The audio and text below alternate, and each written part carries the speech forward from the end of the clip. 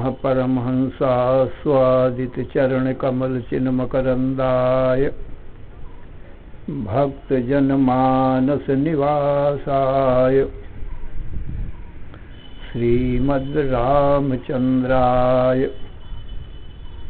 वागीशायस्य वदने लक्ष्मीर्यस्य च वक्षसि यस्यास्ति हृदये संवित् तं नृसिंहमहं भजे। विश्वसर्गविसर्गादि नवलक्षणलक्षितं श्रीकृष्णाख्यं परं धाम जगद्धाम नमामि तत्। माधवो माधवावीशौ सर्वसिद्धिविधायिनौ वन्दे परस्परात्मानौ परस्परानुतिप्रियौ। अम्भोधिस्थलतां स्थलं जलधितां धूलीलवः शैलतां मेरुर्मृत्कणतां तृणं कुलिशतां वज्रं तृणप्रायतां वह्निशीतलतां हिमं दहनताम् आयाति यस्येच्छया लीला दुर्ललित अद्भुत व्यसनिने देवाय तस्मै नमः। अज्ञानमोहान्धतमोपहाभ्यां विवेकवैराग्यनिधि प्रदाभ्यां विश्वेशतत्त्व प्रतिबोधिकाभ्यां नमो नमः श्रीगुरुपादुकाभ्याम्। अहंकार ह्रींकार रहस्ययुक्त श्रींकार गूढ़ार्थ महाविभूत्या ओंकार मर्म प्रतिबोधिकाभ्यां नमो नमः श्रीगुरुपादुकाभ्याम्। आनन्दमानन्दकरं प्रसन्नं ज्ञानस्वरूपं निजबोधयुक्तं योगीन्द्रमीशं भवरोगवैद्यं श्रीमद्गुरुं नित्यमहं नमामि। नमोस्तु रामाय सलक्ष्मणाय देव्यै च तस्यै जनकात्मजायै नमोस्तु रुद्रेन्द्र यमानिलेभ्यो नमोस्तु चन्द्रार्क मरुद्गणेभ्यः नमोस्तु अनंताय सहस्रमूर्तये सहस्रपादाक्षिशिरोरुबाहवे सहस्रनाम्नि पुरुषाय शाश्वते सहस्रकोटि युगधारिणे नमः। यस्मिन् इदं यतश्चेदं येनेदं य इदं स्वयं यो अस्मात् परस्माच्च परः तं प्रपद्ये स्वयंभुवम्। ओम नमो ब्रह्मादिभ्यो ब्रह्म विद्या संप्रदायकर्तृभ्यो वंश ऋषिभ्यो महद्भ्यो नमो गुरुभ्यः। सर्वोपप्लवरहितः प्रज्ञानघनः प्रत्यगर्थो ब्रह्मैवाहमस्मि। नारायणं पद्मभवं वसिष्ठं शक्तिं च तत्पुत्र पराशरं च व्यासं शुकं गौडपदं महान्तं गोविंद योगीन्द्रमथास्य शिष्यं श्रीशंकराचार्यमथास्य पद्मपादं च हस्तामलकं च शिष्यं तंत्रोटकं वार्तिककारमन्यान् अस्मद्गुरून् सन्ततमानतोऽस्मि। श्रुतिस्मृतिपुराणानाम् आलयं करुणालयं नमामि भगवत्पादं शङ्करं लोकशङ्करम्। शङ्करं शङ्कराचार्यं केशवं बादरायणं सूत्रभाष्यकृतौ वन्दे भगवन्तौ पुनः पुनः। ईश्वरो गुरुः आत्मेति मूर्तिभेद विभागिने व्योमवद्व्याप्तदेहाय दक्षिणामूर्तये नमः। अशुभानि निराचष्टे तनोति शुभसन्ततिं स्मृतिमात्रेण यत्पुंसां ब्रह्म तन्मङ्गलं परम्। अतिकल्याणरूपत्वान् नित्यकल्याणसंश्रयात् स्मर्तॄणां वरदत्वाच्च ब्रह्म तन्मङ्गलं विदुः। ओङ्कारश्चाथ शब्दश्च द्वौ एतौ ब्रह्मणः पुरा कण्ठं भित्त्वा विनिर्यातौ तस्मान्माङ्गलिकौ उभौ। ॐ तत्सत् परब्रह्मणे नमः। श्री राम जय जय राम। श्री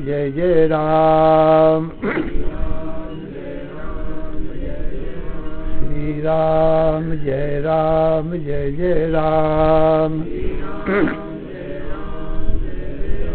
श्री राम जय जय राम। श्री राम जय जय राम।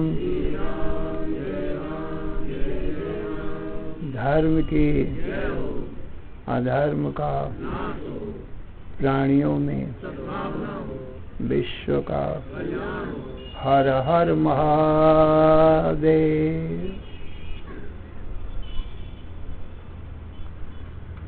असुर शरण अकारण करुणा वरुणालय कर्तुम अकर्तुम अन्यथा कर्तुम समर्थ नित्य शुद्ध बुद्ध मुक्त स्वरूप अनंत कोटि ब्रह्मांड नायक परात्पर पूर्णतम पुरुषोत्तम परब्रह्म सच्चिदानंद घन सर्वज्ञ सर्वशक्तिमान सर्वाधार सर्वाधिष्ठान भगवान श्री कृष्ण की वाणी ये श्रीमद् भगवद गीता है। श्रीमद् भगवद गीता। श्रीमद् माने श्रीमान। श्री नाम शक्ति का है। अनंत शक्ति संपन्न जो भगवान है उसका नाम है श्रीमान। जैसे धनवान होता है, पुत्रवान होता है, जनवान होता है। धनवान माने धन वाला, पुत्रवान माने पुत्र वाला, जनवान माने जन वाला। ऐसे श्रीमान माने श्री वाला। अनंत श्री है जिसके पास में ऐश्वर्य शक्ति है, ज्ञान शक्ति है, वैराग्य शक्ति है। ऐश्वर्य से समग्र से संपूर्ण ऐश्वर्य जिसके पास, धर्म से यश श्रिया और संपूर्ण धर्म और संपूर्ण यश और ज्ञान, संपूर्ण ज्ञान और संपूर्ण वैराग्य, ये सब चीजें जिसके पास में हो उसको श्रीमान भगवान कहते हैं।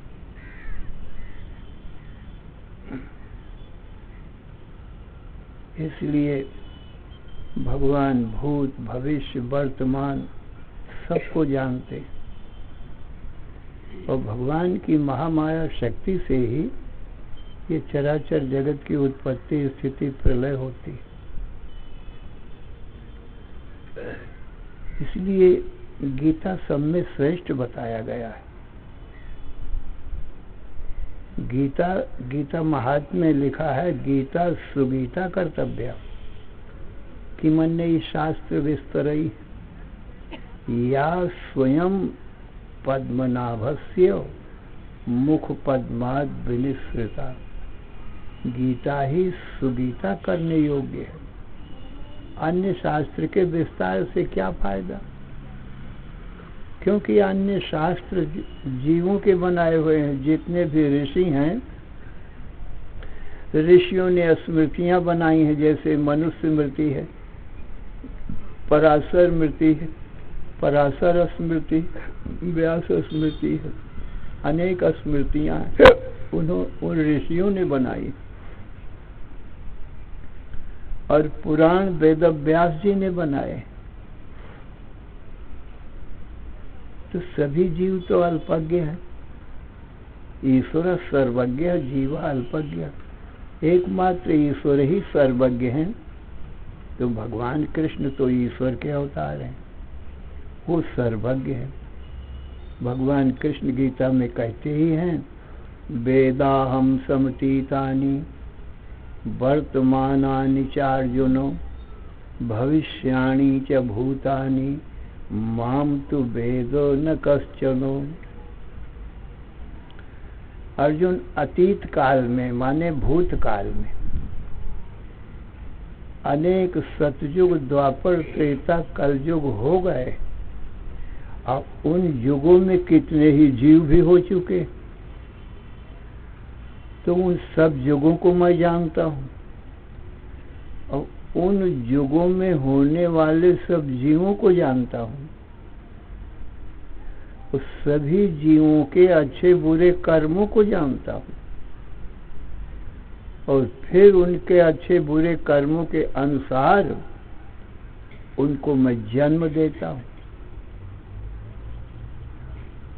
कर्मों के अनुसार तो वही जन्म दे सकता है जो सर्वज्ञ हो।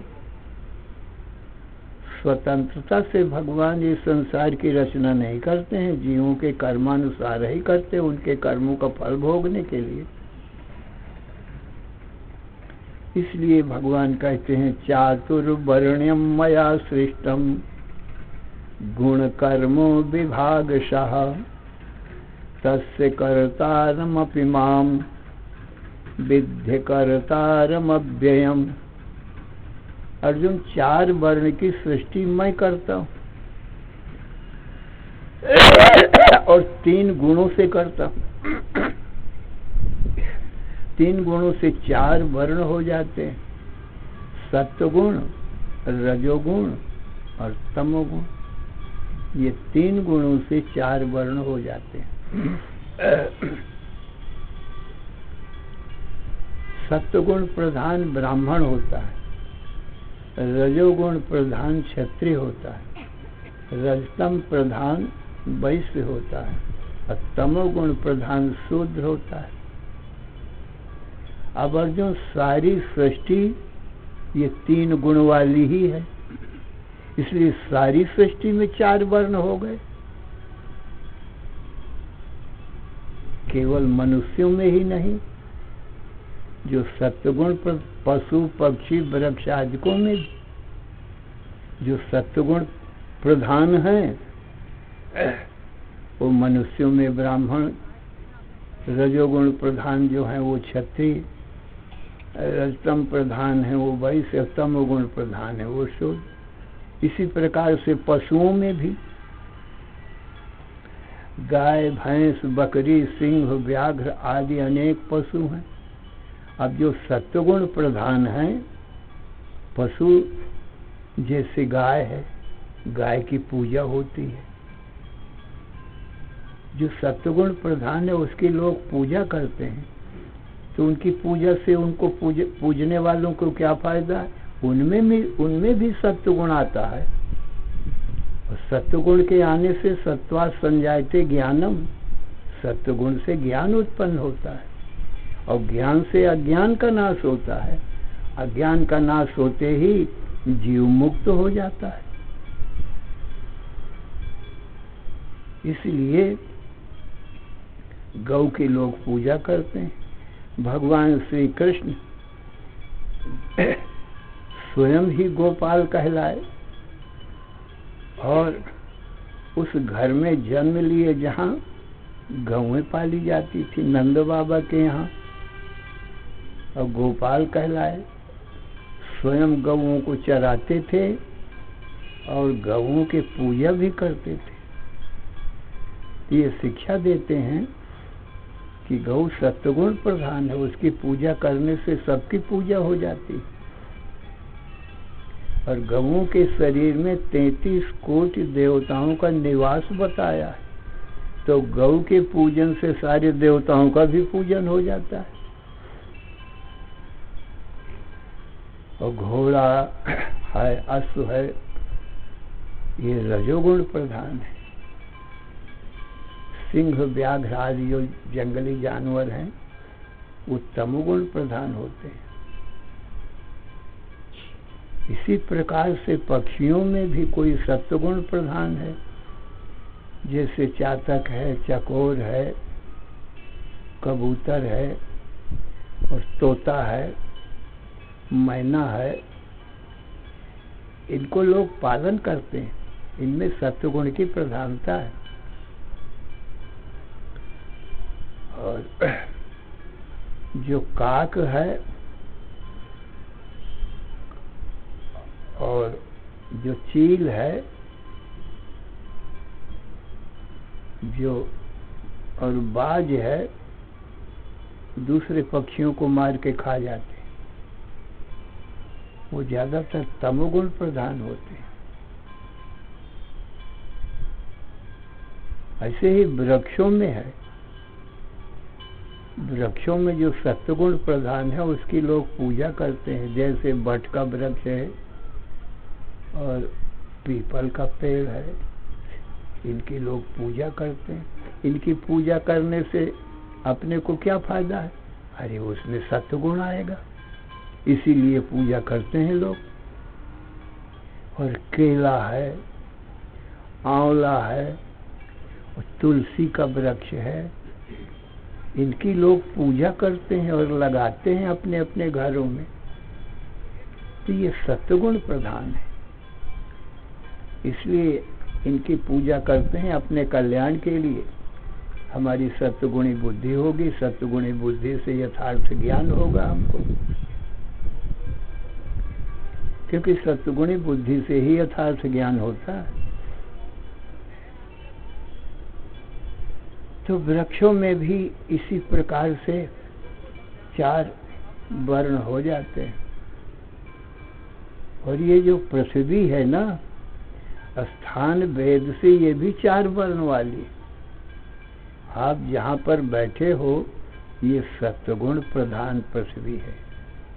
जितने भी तीर्थ हैं वो सत्वगुण प्रधान है। उन तीर्थों में जाने से स्वभाव से ही मन शांत और सत्वगुणी हो जाता है और काम, क्रोध, लोभ, मोह चले जाते हैं,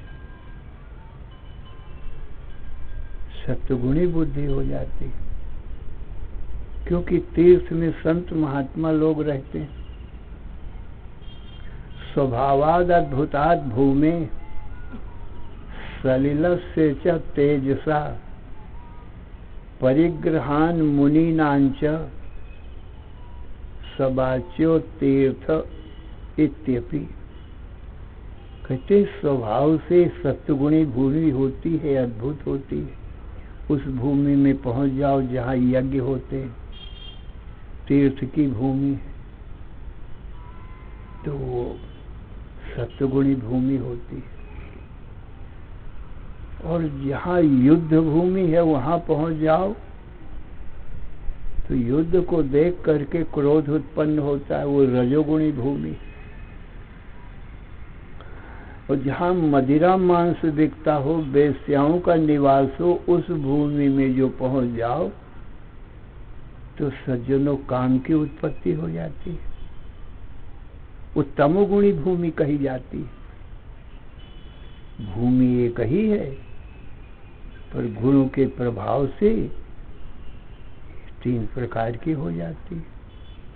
और मसान श्मशान भूमि में पहुंच जाओ तो वहां भय उत्पन्न होने लगता है। तो सारा संसार तीन गुणों से जब बना है तो तीन गुण वाला ही सारा संसार होगा। कहीं सत्व गुण की अधिकता है, कहीं रजोगुण की, कहीं तमोगुण के, रहते तीनों गुण हैं सब में, परंतु प्रधानता से ही सत्वगुण प्रधान, रजोगुण प्रधान, तमोगुण प्रधान ये कहे जाया करते हैं। तो सज्जनों, इस भूमि में जहाँ आप बैठे हो ये सत्वगुण प्रधान भूमि, सलिलस्य च तेजसा, और तीर्थ भूमि में जो सलिल माने जल होता है वो भी बड़ा पुण्य और पवित्र होता है। अब यहाँ तो गंगा जी बह रही हैं, तो नदी से गंगा निबरेसु रामा, नदियों में भगवान कृष्ण कहते हैं स्रोत सामस्मि जाह्नवी, अर्जुन ये नदियों में मैं स्वयं ही गंगा नदी हूं।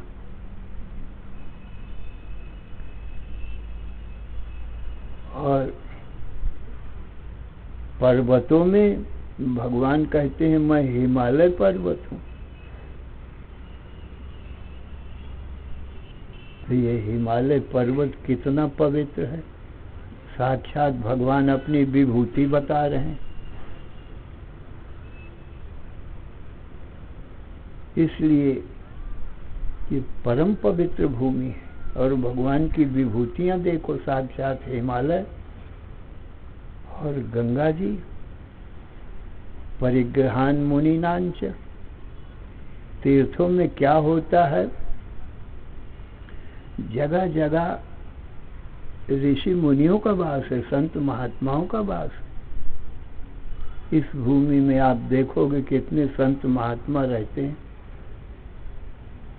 कोई योगी हैं, कोई कर्म योगी हैं, कोई भक्ति योगी हैं, कोई ज्ञान योगी हैं, कोई अष्टांग योगी हैं, यम नियम आसन प्राणायाम प्रत्याहार धारणा ध्यान समाधि में लीन रहते हैं। कोई संसार को लय करके एक आत्म तत्व में ही लीन रहते हैं, क्योंकि संसार जब भगवान से उत्पन्न होगा तो लय भी भगवान में ही होगा। इस प्रकार से ऐसी पवित्र भूमि है अर्जुन, ये सबसे श्रेष्ठ। और सज्जनों, ऊंचाई में ये भारत भूमि से ऊंची कोई भूमि भी नहीं है।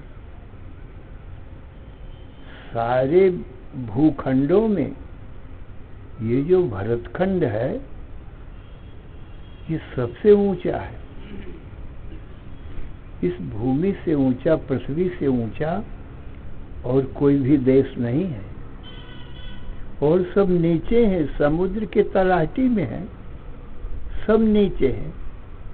ये सबसे ऊंची भूमि है, इससे ऊंची कोई भूमि नहीं है। और ये हिमालय पर्वत तो समझ लो भूमि का चोटी है।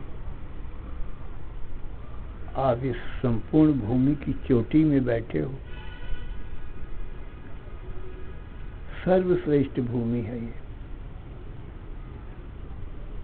ऋषि मुनियों का निवास है।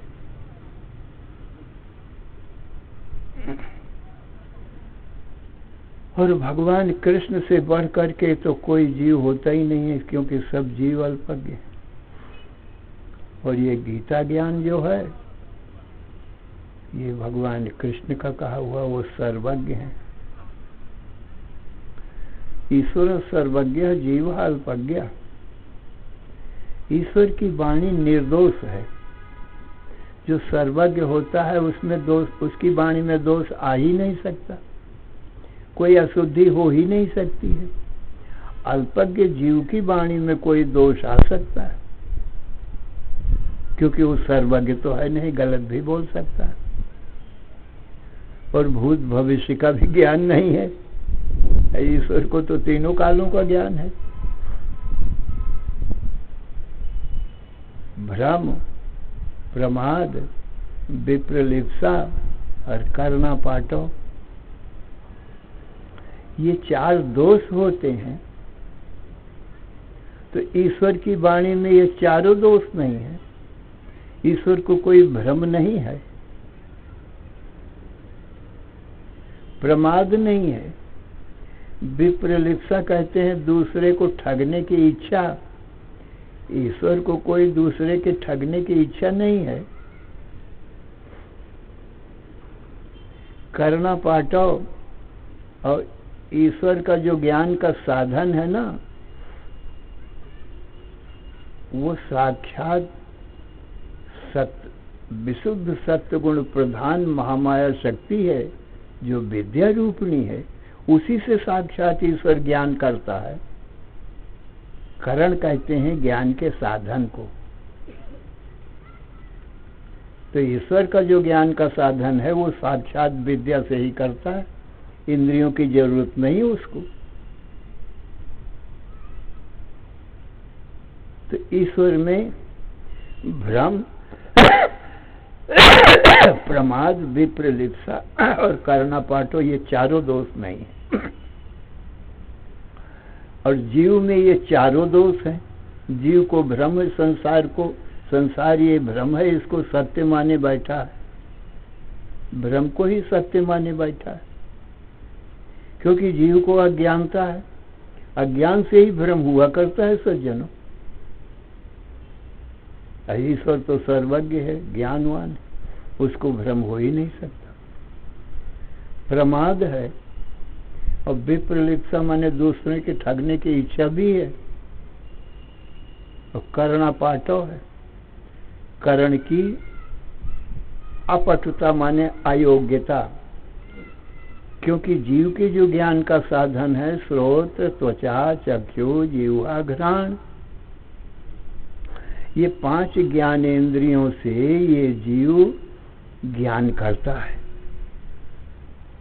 श्रोत से शब्द का ज्ञान करता है, त्वचा से स्पर्श का, और नेत्रों से ये रूपों का ज्ञान करता है, और रसना से खट्टे, मीठे, कड़वे, नमकीन रस का ज्ञान करता है, और नासिका से गंध का ज्ञान करता है। और ये सारा संसार पंच विषय रूप ही है। 3 लोक 14 भुवन में कहीं भी चले जाओ,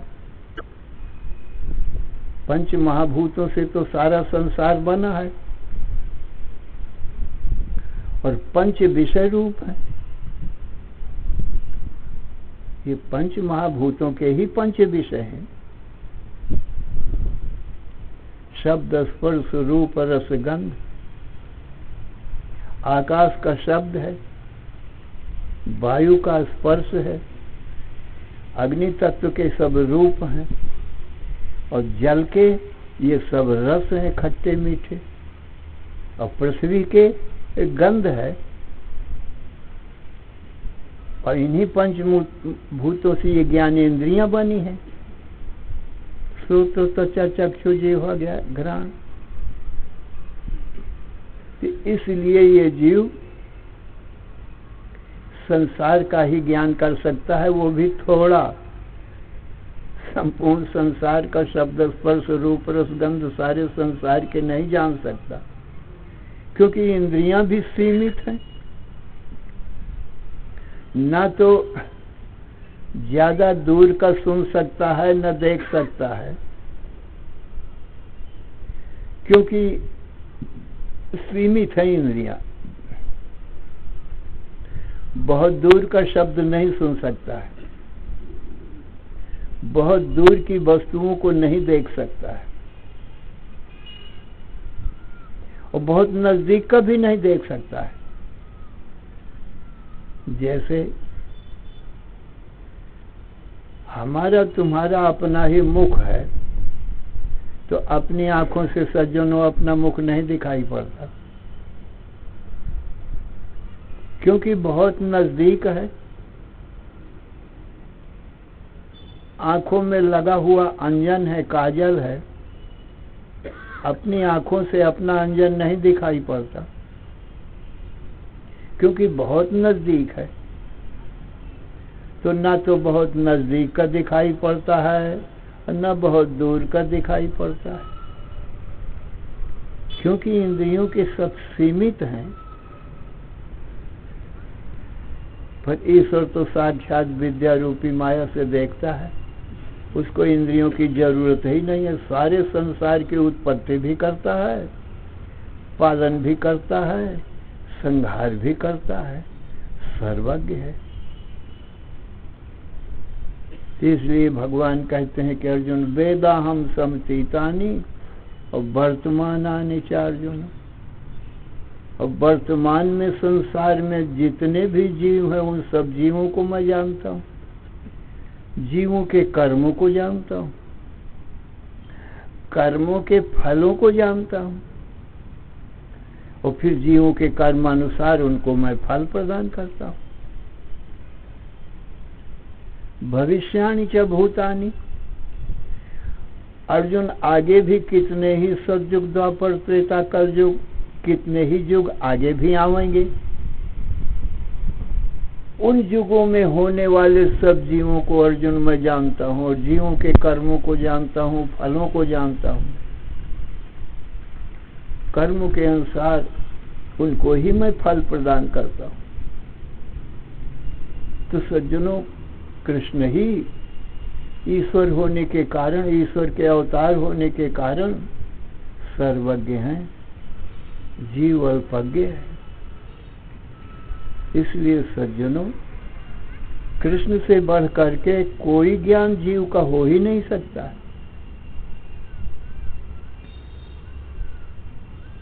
इसीलिए व्यास जी गीता महात्म्य ये कहते हैं कि गीता सुगीता कर्तव्या कि मन नहीं शास्त्र विस्तरई, या स्वयं पद्मनाभ से मुख पद्माद विनिष्टा, भारतामृत सर्वस्वम विष्णोर्भक्तात् विनिश्रितम, गीता गंगोदकम पीत्वा पुनर्जन्म न विद्यते। कहते हैं महाभारत का सर्वस्व सर्वश्रेष्ठ ज्ञान यही गीता ज्ञान है। और विष्णुर वक्त्रात् विनिश्रितम, भगवान विष्णु के वक्त्र मुख से ही ये निकला है ये ज्ञान। इसलिए गीता गंगोदकम पीत्वा पुनर्जन्म न विद्यते। जो कोई गीता रूपी गंगा जल, ये ज्ञान गंगा को पान करता है, कर्ण रूपी कटोरों से पीता है। ये कान कटोरे हैं, इनके बिना ये ज्ञान नहीं पिया जा सकता है। कान के द्वारा ही ये पान किया जाता है, भीतर जाता है। तो गीता रूपी गंगा जल जो पान करता है वो जन्म मरण से सदा के लिए मुक्त हो जाता है, जन्म मृत्यु के दुखों से छूट जाता है। और संसार में यदि सबसे बड़ा कोई दुख है तो जन्मत मरत दुसह दुख होई।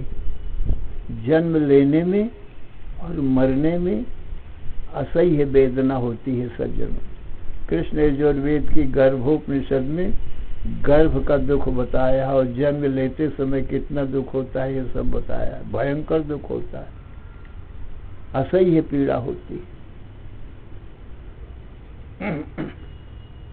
तो ये सब दुखों से जीव छूट जाता है गीता रूपी गंगा जल पान करने से। आगे लिखते हैं सर्वोपनिषदो गाओ दोग्धा गोपाल नंदना पार्थो वत्सा सुधीर भोक्ता दुग्धम गीतामृतम महत्। कहते हैं संपूर्ण उपनिषदों को भगवान ने गौएं बनाया है।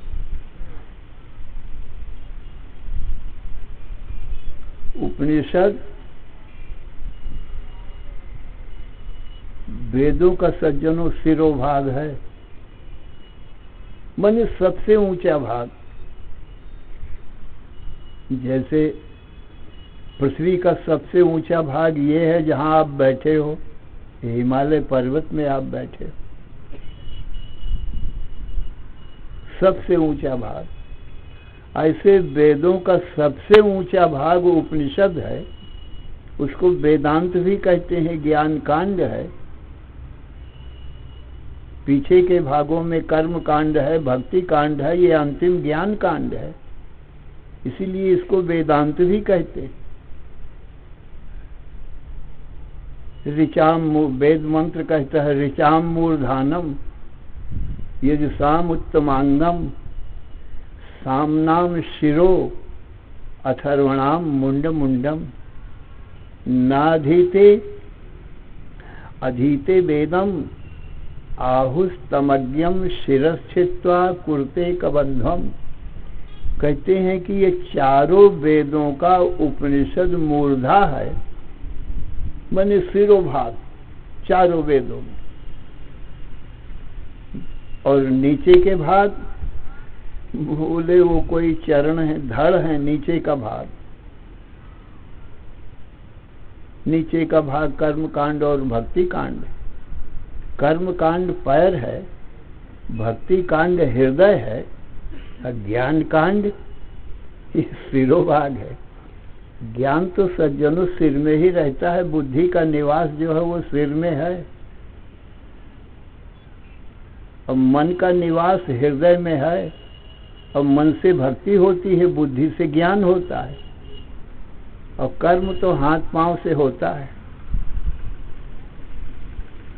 तो सबसे ऊंचा ज्ञान कांड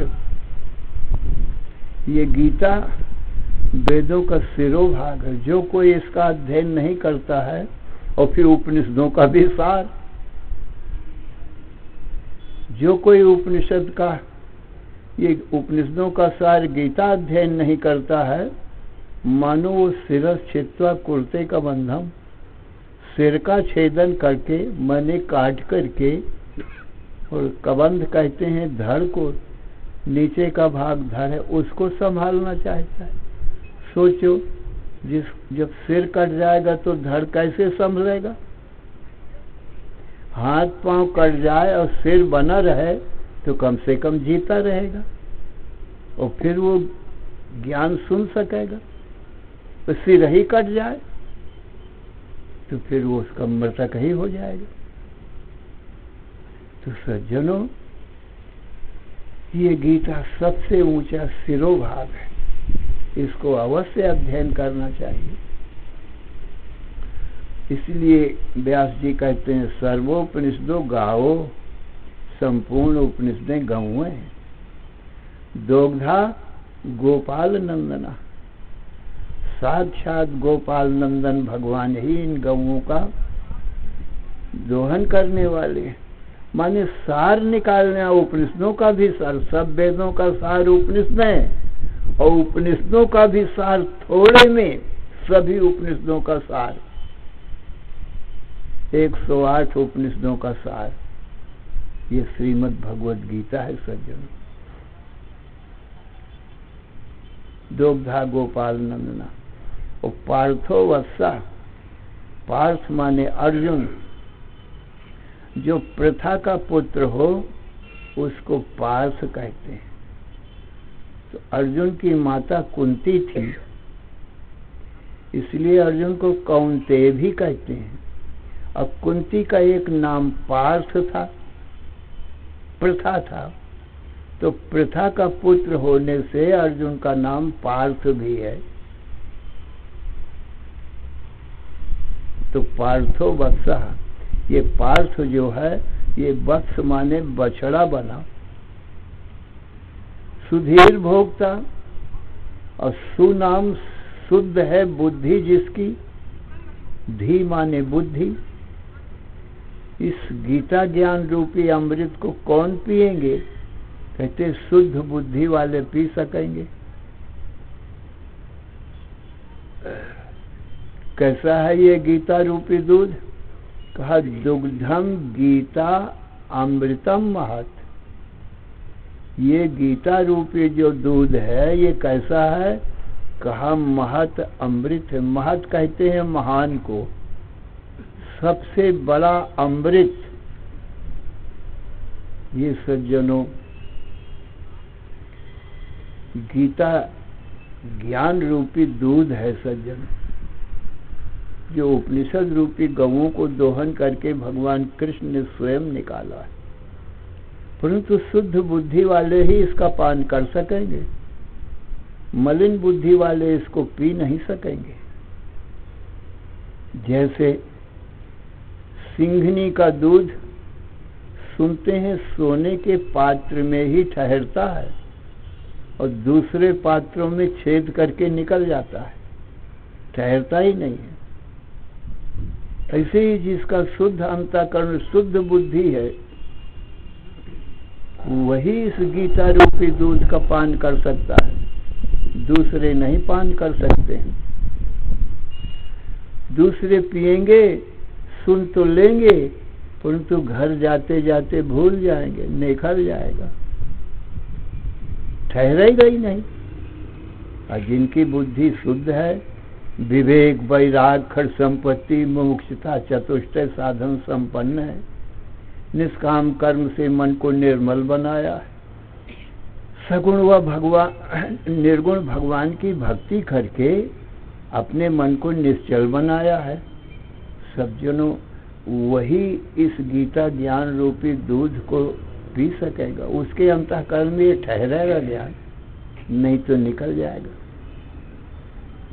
फिर व्यास जी कहते हैं, एकम शास्त्रम, यदि संसार में सर्वोत्तम कोई शास्त्र है तो कौन सा है? कहा, देवकी पुत्र गीतम। देवकी पुत्र भगवान कृष्ण ने जो कहा है, एको देवो देवकी पुत्र एव। संसार में पूजा करने योग्य यदि कोई देव है, साक्षात ईश्वर के अवतार भगवान कृष्ण ही है, देवकी पुत्र। एको मंत्रस्तस्य नामानि यानी, और संसार में सर्वश्रेष्ठ मंत्र यदि कोई है तो भगवान कृष्ण का नाम ही सबसे ऊंचा मंत्र है, सर्वश्रेष्ठ मंत्र। कर्माप्येकम तस्य देवस्य सेवा। यदि सर्वश्रेष्ठ कोई उत्तम कर्म है तो सच्चिदानंद घन भगवान श्री कृष्ण की सेवा पूजा ही है, उसी का भजन ध्यान है। ये गीता महात्म्य व्यास जी ने लिख दिया, और व्यास जी साक्षात विष्णु के ही अवतार हैं सज्जनों, वही ये सब जानते हैं। संपूर्ण 18,000 वाली श्लोक, 18,000 श्लोक वाली महाभारत उन्होंने व्यास जी ने लिखा है, और 18 पुराण लिखे,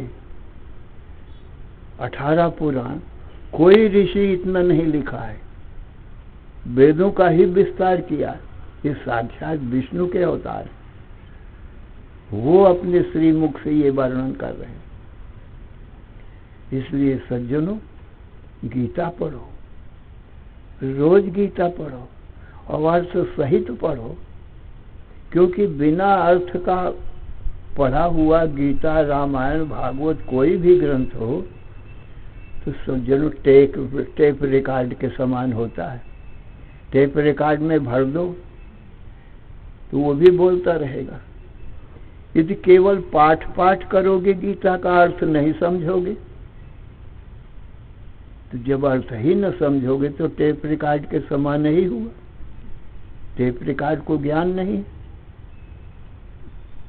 इसीलिए बताया है, चाहे एक श्लोक पढ़ो, आधा श्लोक पढ़ो, अर्थ सहित पढ़ो, अर्थ ही सार है, और नहीं तो व्यर्थ ही है।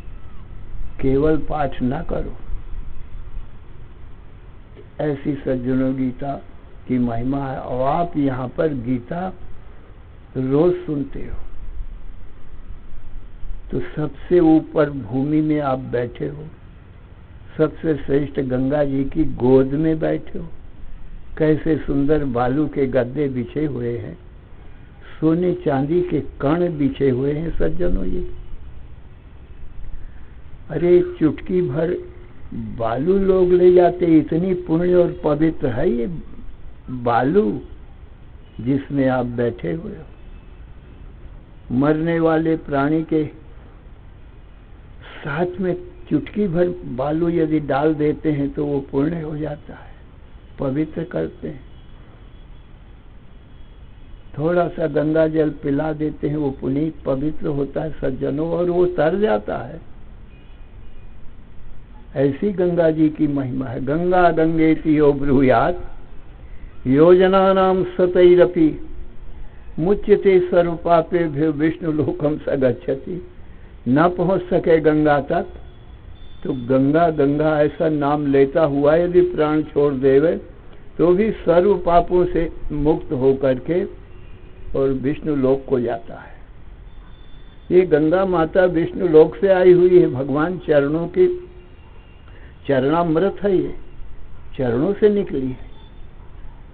और ये गीता वो मुख से निकला है, और गंगा भगवान के चरणों से निकली। कैसी महिमा है। तो आप लोगों का सौभाग्य है, समझो कि अनंत जन्मों का पुण्य पुंज उदय हुआ। श्री राम जय जय राम, श्री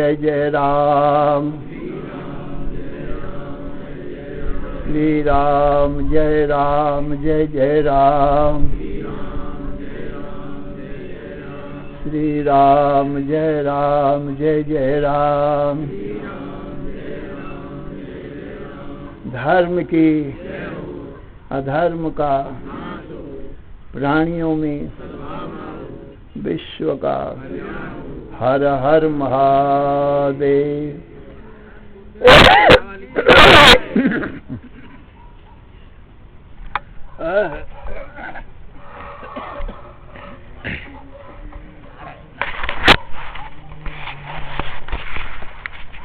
What about